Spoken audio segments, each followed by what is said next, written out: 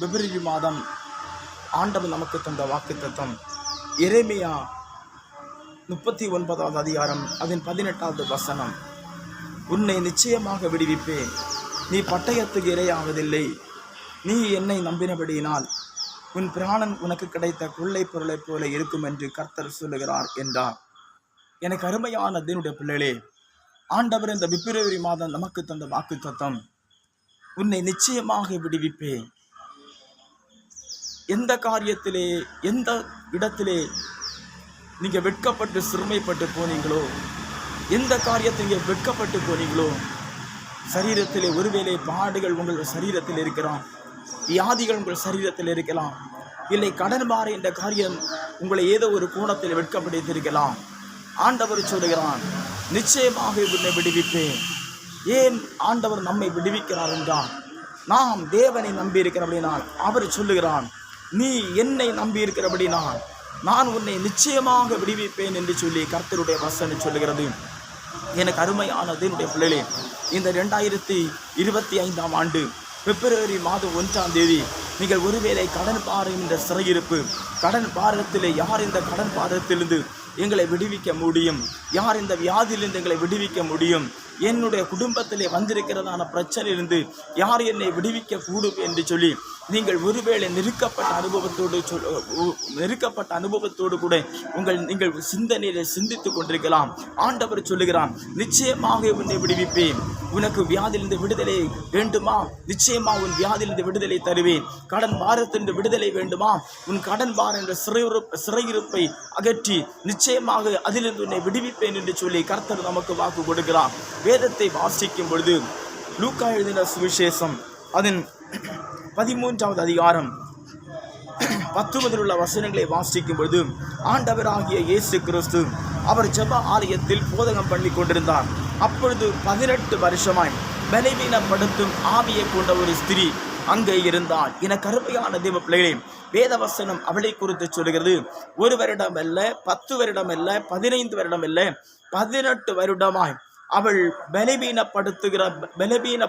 பலவீனத்தின் ஆவியை அவளை அலைக்கழித்து கொண்டிருந்தது. வேதவசனம் சொல்கிறது, அந்த 18 வருடமாய் அவள் எவ்வளவு பேரும் நிமிரக்கூடாத கூரியாக இருந்தான். இப்பொழுது இயேசு கிறிஸ்து அவளை கண்டு அவளை தம்மிடத்தில் அழைத்து சொல்கிறார், ஸ்திரியே, உன் பலவீனத்திலிருந்து விடுதலையாக்கப்பட்டாய்.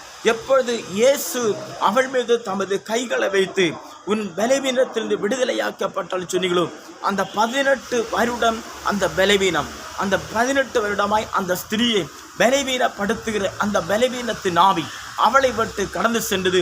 வேதவசனம் சொல்லுது, அவள் நிமிர்ந்து நடந்தான், தேவனை மகிமைப்படுத்தினான். இந்த பரிசுத்தமான இந்த காலை நேரத்திலே இந்த வாக்குத்தத்த வசனத்தை கேட்டுக்கொண்டிருக்கிற நீங்கள் யாராயிருந்தாலும் உங்கள் சரீரத்திலே 1 வருடம் அல்ல, 10 வருடம் அல்ல, எத்தனை வருடம் வியாதி ஆனாலும், எத்தனை வருடம் போராட்டமானாலும் இயேசு கிறிஸ்து உங்களை விடுவிக்க இயேசு வல்லமையுள்ள தேவனாயிருக்கிறான். கடன் பாரத்திலே, ஏதோ ஒரு கோணத்திலே கடன் பாரத்திலே, குடும்பத்தை குறித்த கவலையிலே என்னை யாராலும் விடுவிக்க முடியாது, என் வியாதியிலிருந்து யார் எனக்கு விடுதலை தர முடியாது என்று சொல்லி கண்ணீரோடு கூட இருக்கிறீர்களாம்.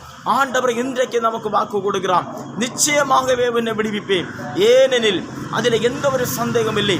ஏனெனில் ஆண்டவர் நம்மை விடுவிக்க முதலாவது நாம் தேவனை நம்பி இருக்கிறபடினா, இயேசுவை நம்பி இருக்கிறபடினா, ஆண்டவராக இயேசு கிறிஸ்து நிச்சயமாக நம்மை விடுவித்து நம்மை மேன்மைப்படுத்த அவர் வல்லமையுள்ள தேவனாக இருக்கிறான்.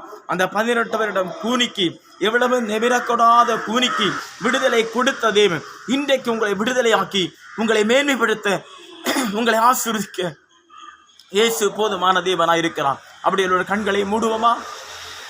பரிசுத்த பிதாவே, இயேசப்பா, கர்த்தருடைய ஆவியானவரே, இந்த பரிசுத்தமான ஆண்டவரே, இந்த 2025ஆம் ஆண்டு பிப்ரவரி மாதம் 1ஆம் தேதி நீர்களை தந்த வாக்கு தத்துவதற்கு ஆயுமக்கு கோடி ஸ்தோத்திராப்பா. நிச்சயமாக உன்னை விடுவிப்பேன் என்று சொல்லி நீங்கள் வாக்கு பண்ணினீங்களே இயேசப்பா. ஆண்டவரே, அன்றைக்கு எவ்வளவே நிமிரக்கூடாத கூனி தேவ சமூகத்தில் வந்த பொழுது அவளை தொட்டு அவளுடைய ஆண்டவரே அந்த பலவீனத்தின் ஆவியை கர்த்தர் அகற்றி அவளுக்கு சுகத்தை கொடுத்தீரே, விடுதலை கொடுத்தீரப்பா. இன்றைக்கு கண்ணீரோடு கூட இந்த காலை நேரத்தில் உண்மை நோக்கி கூப்பிடுகிறதான ஒவ்வொரு பிள்ளைகளுக்கும் விடுதலையை நாயகனாம் ஆண்டவராகிய இயேசு கிறிஸ்துவின் நாமத்தில் விடுதலை உண்டாகட்டும். இவர்களுக்கு கடன் பாரத்திலிருந்து விடுதலை உண்டாகட்டும். குடும்பத்தை குறித்த கலக்கத்திலிருந்து விடுதலை உண்டாகட்டும். பிள்ளைகளை குறித்த கலக்கத்திலிருந்து விடுதலை உண்டாகட்டும். சரீரத்திலே காணப்படும் அனைத்து பலவீனத்திலிருந்து இயேசு கிறிஸ்துவின் நாமத்தில் விடுதலை உண்டாகட்டும். கர்த்தாவே ஆண்டவரே, இந்த காலை நேரத்தில் இந்த வாக்குத்தத்த வசனத்தை நம்பி இயேசப்பா உங்க மீது விசுவாசத்தை வைத்து இயேசு இந்த காரியத்தில் நிச்சயமாக இந்த மாதத்தில் எனக்கு விடுதலை தருவார் என்று சொல்லி ஆண்டவரே உம்மை நம்பி உம்மை நோக்கி கூப்பிடுகிற ஒவ்வொரு பிள்ளையுடைய வாழ்க்கையிலும் நீர் விடுதலை கட்டளை இடுகிறதை ஸ்தோத்திரம். உம்மை நம்புகிற பிள்ளைகள், உங்க நாமத்துமே நம்பிக்கை வைத்திருக்கிற பிள்ளைகள் எங்கேயும் வெட்கப்பட்டு போவதில்லை, எங்கேயும் சிறுமைப்படுவதில்லை. இயேசு கிறிஸ்துவின் நாமத்தில் ஆண்டவர் தம்முடைய பிள்ளைகளை இந்த காலை நேரத்தில் விடுவிக்கிறதற்கை ஸ்தோத்திரிக்கிறோம். ஆண்டவரே பெரும்பாலுள்ள ஸ்திரீக்கு விடுதலை கொடுத்த தேவன். ஆண்டவரே 38 வருடமாய் படுத்த படுக்கையில கிடந்த மனிதனுக்கு விடுதலை கொடுத்த தேவன். ஆண்டவரே ஸ்தோத்திரிக்கிறோம். அந்த 18 வருடமாக பலவீனப்படுத்தும் ஆவியை கொண்டு அந்த சகோதரிக்கு விடுதலை கொடுத்த தேவன். நீர் தம்மை நோக்கி கூப்பிடுகிற ஒவ்வொருவருக்கும் விடுதலை கொடுக்க நீர் வல்லமையுள்ள தேவன். அதற்காக உமக்கு ஸ்தோத்திரம். இப்பொழுது இயேசு கிறிஸ்துவுக்கான உங்க பிள்ளைகளை தொடுகிறதற்காக நீர் விடுதலை கட்டளை இடுகிறதற்காக ஸ்தோத்திரிக்கிறோம்.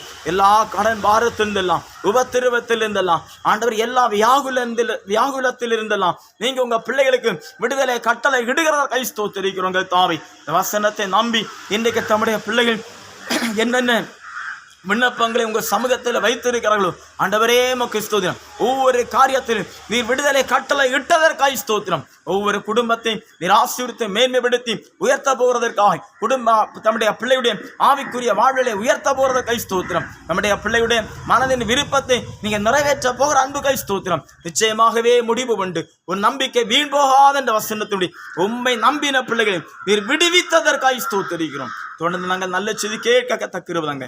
தாழ்த்துற சகல துதிக நமக்கு மேன்மை ஆண்டவர் இயேசு கிறிஸ்துவுக்கே செலுத்துகிறோம். இயேசுவின் நாமத்தில் ஜெபிக்கிறோம் எங்கள் ஜீவனுடைய நல்ல பிதாவே. ஆமென், ஆமென், ஆமென். God bless you. கர்த்தர் உங்களை ஆசீர்வதிப்பாரார்.